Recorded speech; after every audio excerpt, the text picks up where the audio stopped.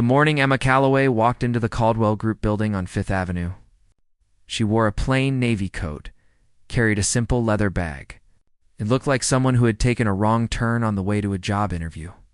The security guard near the revolving door barely glanced at her. The woman behind the coffee cart did not offer her a smile. Even the elevator ignored her for a full minute before its doors slid open. None of that bothered Emma. She had spent enough years being overlooked to understand that invisibility, when used correctly, was one of the most powerful tools a person could carry. She was 34 years old. She had not slept more than 5 hours the previous night because she had been reading through the final acquisition documents that her attorney Sylvia Monroe had couriered to her apartment. The papers confirmed what weeks of negotiation had built toward. Emma Calloway now owned 53% of the Caldwell Group, one of the most profitable private corporations in the country. She had not told anyone outside of Sylvia and the board members who signed the deal. She had not posted anything on social media. She had not called her sister. She had walked through her front door at 6 a.m, made a pot of strong coffee, changed into fresh clothes, and come here. The lobby of the Caldwell Group was the kind of space designed to make ordinary people feel small. The ceilings were 3 stories high. The floors were polished white marble. The reception desk stretched across the far wall like a small airport counter. Everything about it whispered that you did not belong unless someone important had invited you. Emma crossed the floor with steady steps and approached the reception desk where a woman named Patrice Webb was sorting through a stack of printed schedules. Patrice looked up and gave Emma a warm, genuine smile of the kind that had nothing to do with company policy. "Good morning," she said. "Can I help you?" "Good morning," Emma said. "My name is Emma Calloway. I have a meeting with the board of directors this morning." Patrice tapped at her keyboard and scrolled through the day's visitor list with a small frown. "I am not finding your name here," she said. "But let me check with the board secretary directly. Would you like to take a seat while I sort this out?" Emma thanked her and sat down on one of the long white sofas near the window. She opened her leather bag and pulled out a folder of documents and began reviewing them quietly. Outside, the city moved at its usual pace, taxis cutting between buses, pigeons on the window ledge, a woman walking a dog the size of a small horse. Emma watched it all for a moment and then looked back at her papers. She had grown up in a neighborhood, 40 minutes from where she was now sitting, in a third-floor apartment where the pipes groaned every winter and the heat never quite reached the bedroom she shared with her younger sister. Nora, their mother Donna Calloway, had worked as a janitor for decades, cleaning office buildings before the sun came up and sometimes after it went down. For nearly 15 years, Donna had cleaned the Caldwell Group building. She knew every floor, every corridor, every storage closet. She had given that company the best years of her back and her knees and her hands. And then one morning when Emma was 19 and Nora was 14, Donna came home carrying a cardboard box and a letter that said her position had been eliminated due to operational restructuring. Emma had read that letter so many times over the years that she could recite it from memory. She had kept it in a drawer beside her bed for the better part of a decade. Not out of bitterness, though bitterness had certainly visited her. She kept it because it reminded her of what she was building toward, and why every sacrifice night and every skipped meal and every door slammed in her face had a purpose larger than herself. She had been sitting in the lobby for about 20 minutes when the trouble arrived. Richard Holt stepped out of the elevator. On the far side of the lobby, with the energy of a man who considered every room he entered to be a stage built specifically for his performance. He was tall, broad-shouldered, and dressed in a charcoal suit that cost more than most people's monthly rent. He had the jaw of a man who had never been told no in any room that mattered, and the eyes of someone who sorted people into useful and useless within the first 3 seconds of meeting them. He walked across the lobby with 2 assistants, trailing behind him, and stopped at the reception desk to say something to Patrice that made her expression tighten almost imperceptibly. It was on his way back across the lobby that his gaze landed on Emma. He slowed his pace. He looked at her the way a person looks at furniture that has been left in the wrong room. Then he walked directly toward her with the particular brand of confidence that has nothing to do with intelligence and everything to do with unchallenged authority. "Who are you?" said. It was not a question in any warm sense of the word. It was a demand dressed in a question's clothing. Emma looked up from her documents. "My name is Emma Calloway," she said. "I am here for a meeting with the board." Richard crossed his arms. "There is no one named Emma Calloway on today's schedule," he said. "I reviewed the board agenda this morning myself." He glanced at her bag, at her coat, at the folder in her hands. "This is not a waiting room for walk-ins. We have a very specific visitor process at this company, and you have clearly not followed it." Emma did not look away. "I was told to arrive at 9, she said calmly. "Patrice is confirming with the board secretary." Now, Richard's expression shifted into something that was almost amused, but not quite. He turned to one of his assistants and said, "Have security escort this woman out." Then he turned back to Emma with the particular satisfaction of someone who has just solved a minor inconvenience. "You are taking up space in my lobby," he said, "and you are not supposed to be here. I do not know what you were told or by whom, but I am telling you now, as the CEO of this company, that you need to leave." The lobby had gone quiet. Two employees crossing toward the elevators had slowed to a stop. A young man from the mailroom had paused near the desk. Patrice stood very still behind the counter with a carefully neutral expression on her face. Emma stood up slowly. She did not raise her voice. She did not step back. She picked up her folder, straightened it against her palm, and looked at Richard Holt with a steadiness that seemed to confuse him in a way he could not quite name. "I understand you have a process," she said. "I am happy to wait while it is completed." Richard's jaw tightened. He turned to Dennis Flores, the head of security, who had appeared near the entrance with the reluctant look of a man who would rather be anywhere else. "Dennis," he said, "please remove this woman from the building." Dennis Flores was 52 years old and had worked for the Caldwell Group for 19 years. He was a careful man, a fair man, and at that moment a deeply uncomfortable man. He walked toward Emma with an apologetic expression that communicated far more than his words were allowed to. "Ms.," he said quietly, "I am sorry for this. If you could just step outside for a moment while we sort things out." Emma looked at Dennis and nodded gently, as if to tell him she understood and that none of this was his fault. She took one step toward the door, and then the elevator opened. George Caldwell stepped out first. He was 71 years old, silver-haired, and walked with a cane he did not strictly need, but carried out of habit. Behind him came Sylvia Monroe in a sharp black blazer, with a briefcase at her side. Behind Sylvia came to board members whose faces Richard Holt recognized immediately because they were the ones who had been. Ignoring his calls for the past 3 weeks, George Caldwell walked across the lobby and stopped directly in front of Emma. He extended his hand to her with the kind of quiet formality that carries enormous weight in rooms where power is being redistributed. "Miss Calloway," he said, "I apologize for any confusion this morning. The board is ready for you now." The lobby held its breath. Richard Holt's arms dropped from their crossed position. His mouth opened slightly.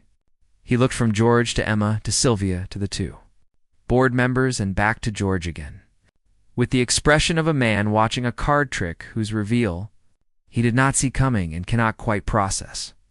Sylvia Monroe turned to face the room and spoke clearly enough that no one present would have any reason to ask her to repeat herself. "On behalf of the Caldwell Group Board of Directors," she said, "it is my duty to inform all parties that as of this morning, Miss Emma Calloway has completed her acquisition of 53% of Caldwell Group shares and is the majority owner of this company." Silence that followed was total. Patrice, at the reception desk, pressed her lips together very carefully to contain the expression trying to escape her face. Dennis Flores looked at the floor for a moment, then looked up at Emma with something that could only be described as relief. The two employees who had stopped near the elevator did not move at all.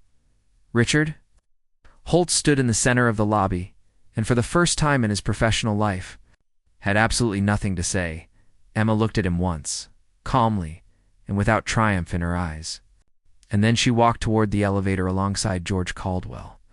Before the doors closed, she looked back at the lobby, at Patrice, who had treated her with kindness when no one else had, at Dennis, who had tried his best in a situation that was not of his making, and at every employee who had watched a man use his voice as a weapon against someone he assumed had no armor. The doors slid shut, and in the lobby of the Caldwell Group, on the polished white marble floor beneath the 3-story ceiling, the air felt completely different than it had 60 seconds before. The elevator rose in silence. George Caldwell stood to Emma's left, hands folded over the handle of his cane. Looking straight ahead at the brushed steel doors, Sylvia stood to her right, already pulling documents from her briefcase with the quiet efficiency of someone who had been preparing for this morning for a long time. The 2 board members stood behind them without speaking. Nobody said anything until the elevator reached the 14th floor and the doors opened into a long corridor lined with frosted glass offices. George led the group to the main boardroom, a wide room with floor-to-ceiling windows overlooking the city. The table was long enough to seat 20 people. At one end sat 3 more board members who rose when Emma entered. She shook each hand firmly and took her seat at the head of the table without being told that was where she belonged. For the next 2 hours, documents were signed, presentations were reviewed, and the formal structure of the new ownership was established. Emma asked careful questions and listened to every answer completely before responding. Sylvia handled the legal details with the precision of someone who had spent months making sure nothing could be challenged. By the time the final signatures were placed on the final page, the room carried the particular energy of something large and long, overdue, finally falling into its correct position. When the board members began to file out, George Caldwell stayed behind. He waited until the room was empty except for him and Emma, and then he sat down heavily in one of the chairs and looked at her with tired but honest eyes. "I owe you something more than a handshake," he said. Emma looked at him evenly. "What do you owe me?" she asked. "The truth about why I agreed to sell," he said, "before you hear a version of it from someone else." He set his cane across his knees and was quiet for a moment. "I founded this company 40 years ago with the intention of building something that treated people with dignity. Over time, I became too comfortable and too distant, and I allowed people to run things in ways I should never have permitted. When I found out last year what had been done to the Workers' Welfare Fund, I was ashamed in a way that is very hard to describe. Not just because it was illegal, because it was cruel." Emma waited. "I had my people quietly investigate who had been affected." George continued, "And your mother's name came up in the very first round of records. Donna Calloway. 15 years of service, a documented workplace injury from her final year, entitled to medical assistance, and a transition payment that never arrived." George paused. "When I found out who you were and what you had built, I reached out to Sylvia because I wanted the person who fixed this company to be someone who had a reason to fix it properly, not just for profit." For people, Emma was quiet for a long moment. She looked out at the city through the wide windows. She thought about her mother sitting in the small kitchen of their apartment with a bag of frozen peas pressed against her lower back, saying it was fine, saying she was fine, saying everything would be fine. She thought about Nora curled on the sofa doing homework and not looking up because she did not want to see their mother in pain. "Thank you for telling me yourself," Emma said finally. George nodded once and stood. "The rest is yours now," he said. And he walked out of the boardroom and left her alone with the city spread out. Beneath her, she sat there for 10 minutes by herself. Then she opened her phone and called Clara Bubdist.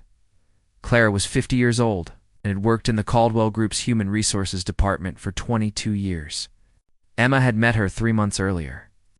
Through a mutual contact while quietly researching the company's internal structure, Clara was the kind of person who knew where every document was filed, in which policies had been quietly ignored, in which employees had been pushed out without proper process. She was also the kind of person who had spent 2 decades waiting for someone to finally ask the right questions.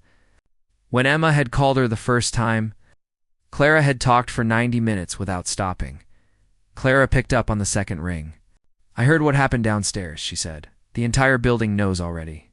Emma almost smiled. "I need you up here in the boardroom," she said.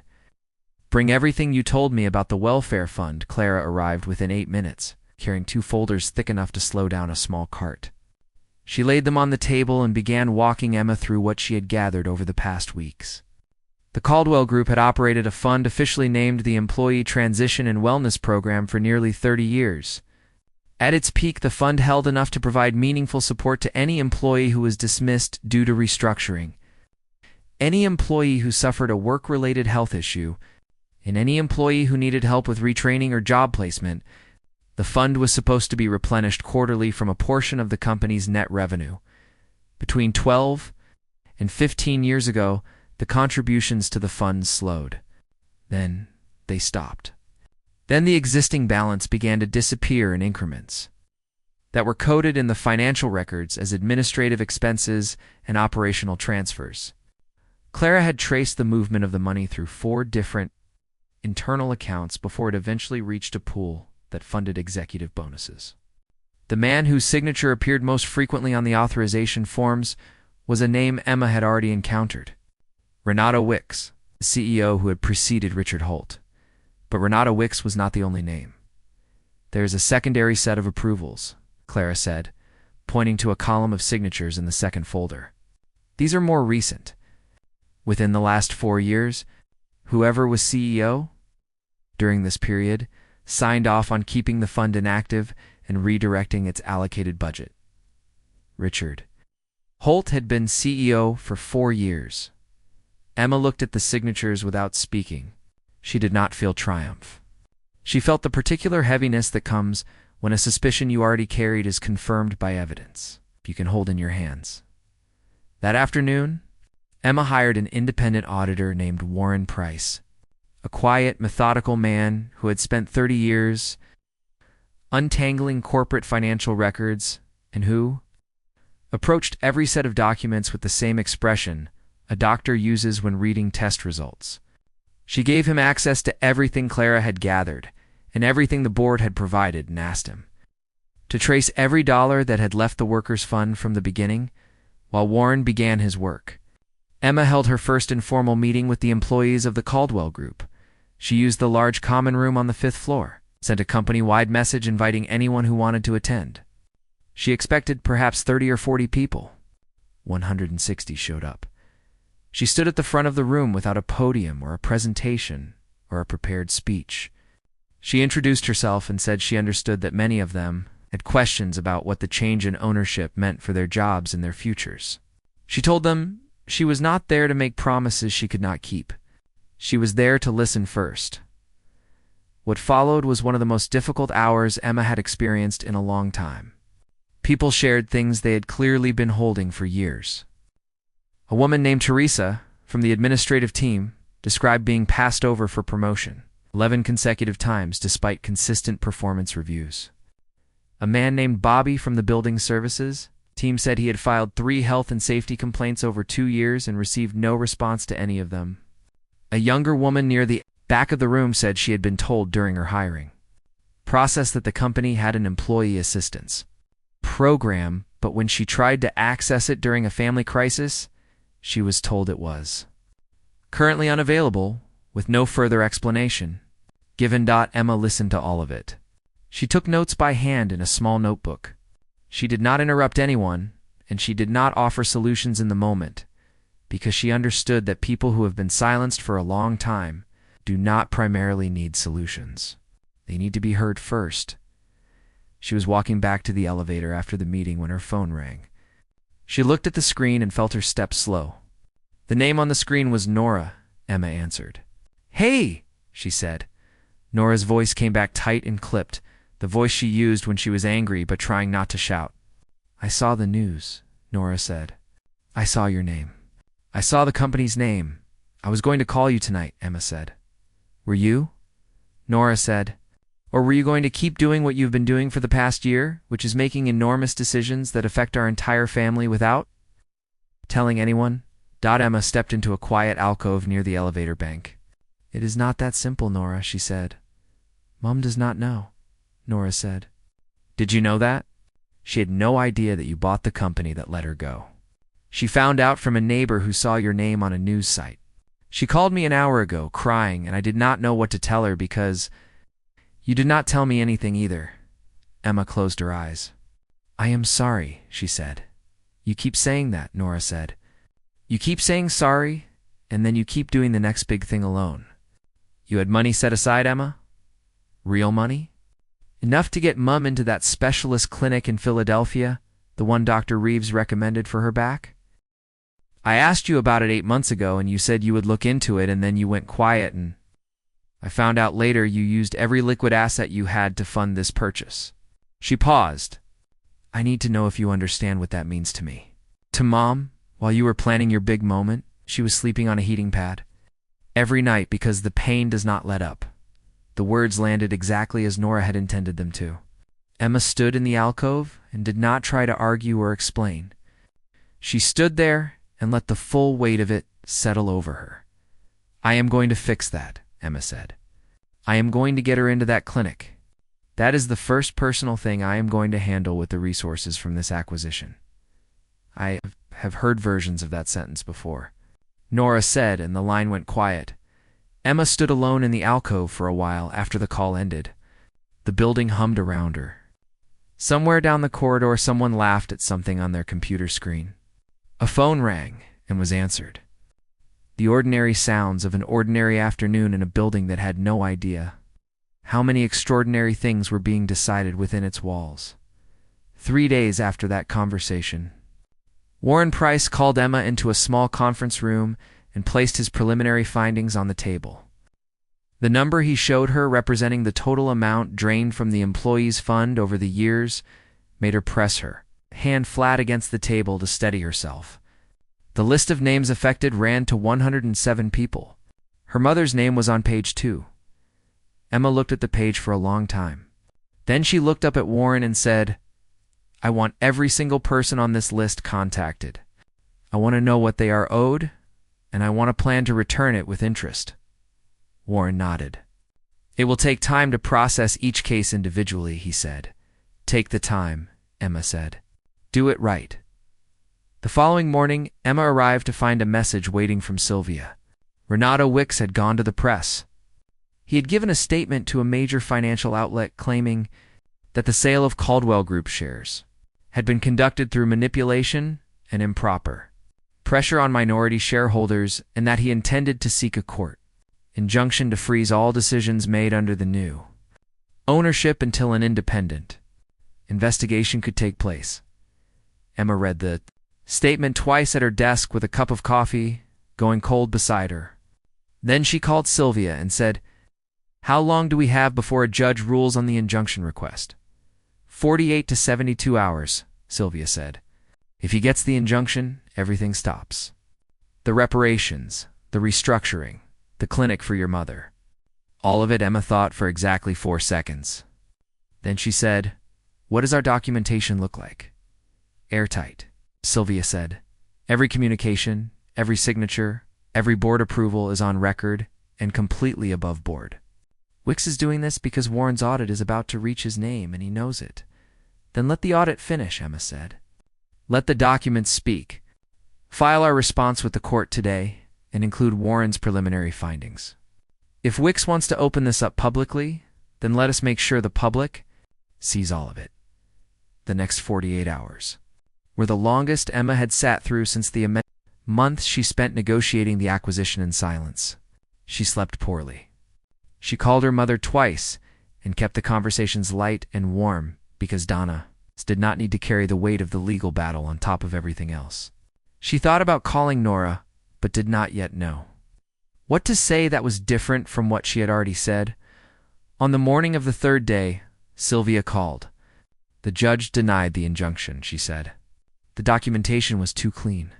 There was no basis to freeze operations.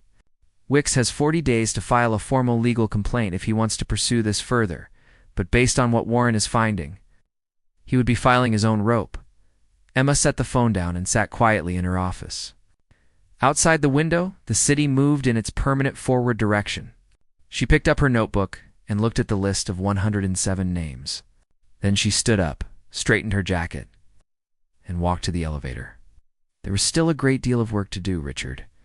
Holt had not left the building on the day Emma was announced as the majority owner. He had gone directly to his office, closed the door, and stayed there. His assistant reported that he did not take calls, did not eat lunch, did not speak to anyone for the remainder of the afternoon. When Beatrice from the executive floor passed his office at 6 that evening, she could see through the narrow glass panel beside his door that he was still sitting at his desk in the dark with both hands flat on the surface in front of him. Staring at nothing, Emma had thought carefully about what to do with Richard Holt. She had every legal right to remove him immediately. She had the votes, the documentation, and more than sufficient professional cause after his behavior in the lobby had been witnessed by at least 30 employees and captured on building security footage. She could have walked into his office that first afternoon and handed him a termination letter, and the law would have said nothing against it. She chose not to, not because she... Forgiveness was a different conversation for a different time, and it was not owed to him by anyone except possibly himself. She chose not to remove him immediately because she had learned something important during the years she spent building her own company from nothing, which was that destruction is always faster than construction, and that the Caldwell Group did not need more destruction. It needed someone to stay inside it and help dismantle the culture that had allowed men like Richard and Renato Wicks to operate unchecked for so long. And Richard Holt, whatever his many failures of character, knew this company's operations better than anyone. On the 4th morning after the acquisition, Emma sent Richard a message asking him to come to her office at 10. He arrived exactly on time, which told her something. He sat down across from her desk without being invited to, which told her something else. He looked like a man who had spent several nights arguing with himself. Can had not yet reached a verdict. Emma set down her pen and looked at him. "I am not going to pretend the lobby did not happen," she said. He looked at the desk surface between them. "It happened," he said. "It was humiliating," she said. "Not just for me. For every person who watched it and understood that the person in charge of this company believed his authority, gave him the right to treat people as less than human." Richard said nothing. He did not try to justify it or diminish it, which she noted. "I have reviewed the financial records with our auditor," Emma continued. "I know that you did not initiate the drainage of the Employee Welfare Fund. That started before your tenure. But I also know that you maintained the fund's inactive status for 4 years and redirected its budget allocation without question. I know you saw numbers that did not add up and chose not to ask why." She paused. "That is not the same as stealing the money yourself, but it is also not nothing." Richard's jaw moved. "I know," he said finally. The word came out quietly and without decoration, and Emma recognized it as one of the hardest words a person of his particular formation ever had to say. She placed a folder on the desk in front of him.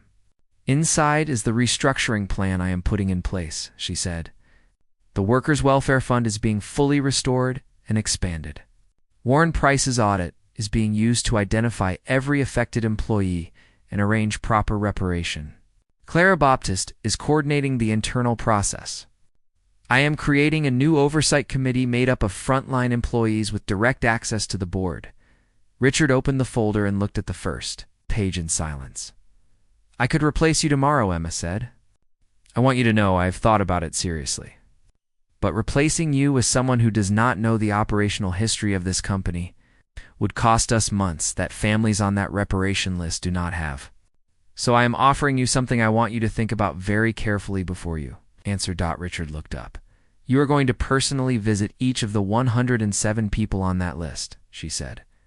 "Not a letter, not a phone call, in person. You are going to hear their stories, and you are going to be a witness to what your silence cost them. And when you come back from each visit, you are going to report to me, not to the board." "To me?" Richard stared at her. "You want me to do the visits myself?" he said. "Every one," she said. He was quiet for a long time. Then he said, "And if I do that, what happens to my position here?" "That depends entirely on what you learn," she said. Richard closed the folder. He stood up. He looked at her once more with an expression she had not seen on his face before and could not quite name. Something stripped of its usual performance, something close to raw. Then he said, "I will start tomorrow." He walked out. Emma watched the door close behind him and then turned to the window and exhaled slowly. The first visit Richard made was to a woman named Gloria Torres. a former data entry supervisor who had been dismissed during a restructuring 10 years ago and had spent 2 years fighting a health condition with no medical support from the company that had caused the stress which triggered it. She lived in a small house in a quiet neighborhood 30 minutes from the Caldwell Group building. When Richard knocked on her door and introduced himself, she looked at him for a full 10 seconds before she opened the door wider and let him in without a word. He came back to the office that afternoon and went directly to Clara's desk. He sat down across from her and said, "Tell me the name of the next person on the list." Clara looked at him carefully. Then she slid the paper across to him. 2 weeks into the visits, something shifted in the way Richard moved through the office. The broad-shouldered performance of his stride softened into something less theatrical. He stopped speaking loudly in corridors. He began saying good morning to the building services staff by name. Not because it was strategic, but because after 22 visits he understood in a way he had never understood before what it cost a person to be invisible. Emma watched all of this from a careful distance. The week Warren Price delivered his final audit report was also the week Nora Calloway arrived at the Caldwell Group building. Emma was in a meeting. When Sylvia knocked on the glass, Doran gave her a look that communicated something personal. Emma excused herself and stepped into the corridor and found her sister standing near the elevator with a bag over one shoulder and the careful expression of someone who has made a decision and is committed to it but still has some feelings about getting there. The two sisters looked at each other for a moment without speaking. The corridor was quiet except for the distant sound of keyboards and a phone being answered somewhere down the hall. "I read the audit report," Nora said. "Sylvia sent it to me." "I asked her to."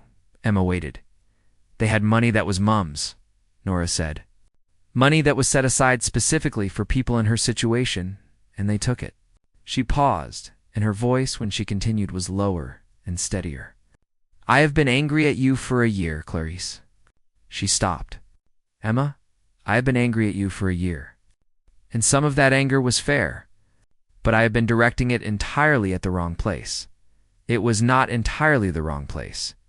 Emma said. "No," Nora said, "but it was not entirely the right one either." They stood in the corridor of the 14th floor of the Caldwell Group, and for the first time in over a year they were simply two sisters standing close, enough to reach each other. "I want to help," Nora said, "if you will let me.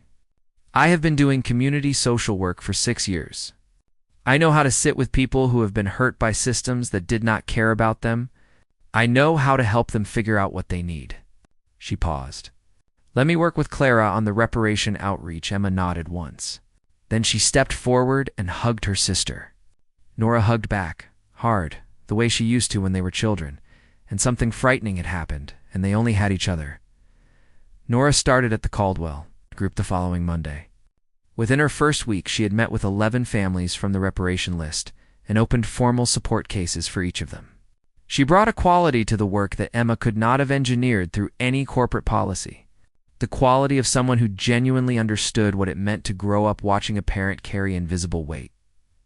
Dennis Flores, the head of security who had been asked to remove Emma from the lobby on that first morning, came to find Emma on a Wednesday afternoon with his hat in his hands.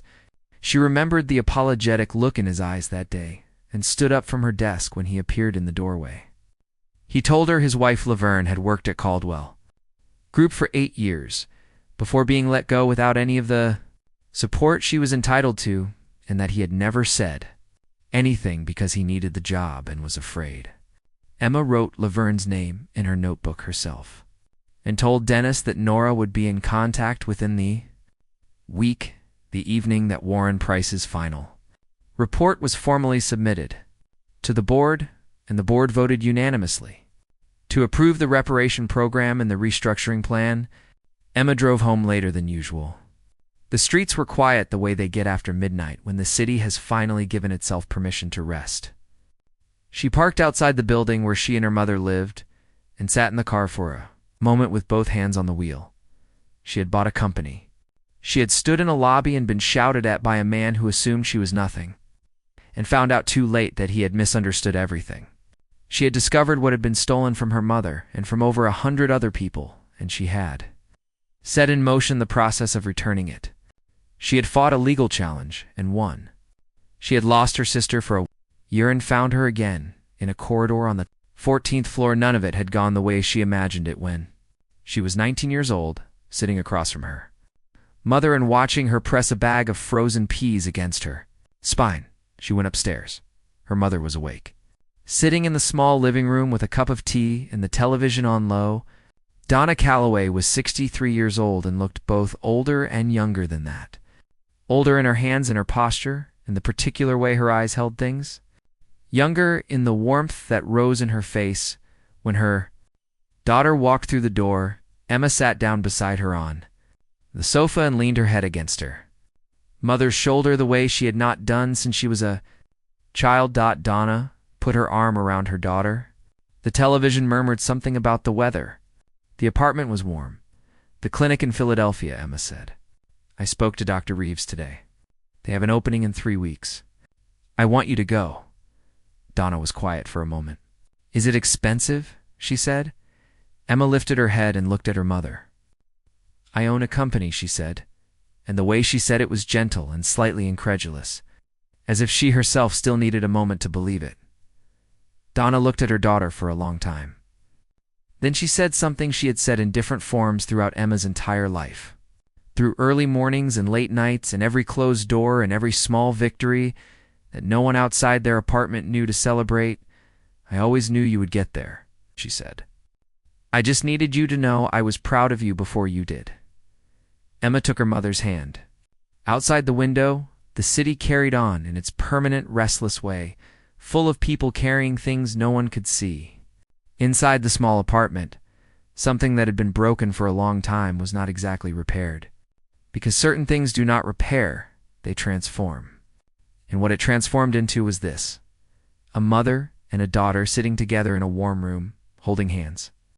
Finally, on the other side of a very long and very hard road, 3 weeks later, Donna Calloway checked into the specialist clinic in Philadelphia. 6 weeks after that, she called Emma on a Tuesday evening to say that for the first time in years she had woken up in the morning and the first thing she felt was not pain. Emma sat down on the edge of her office chair and pressed her hand over her mouth for a moment. Then she said, "That is the best thing I have heard in a very long time."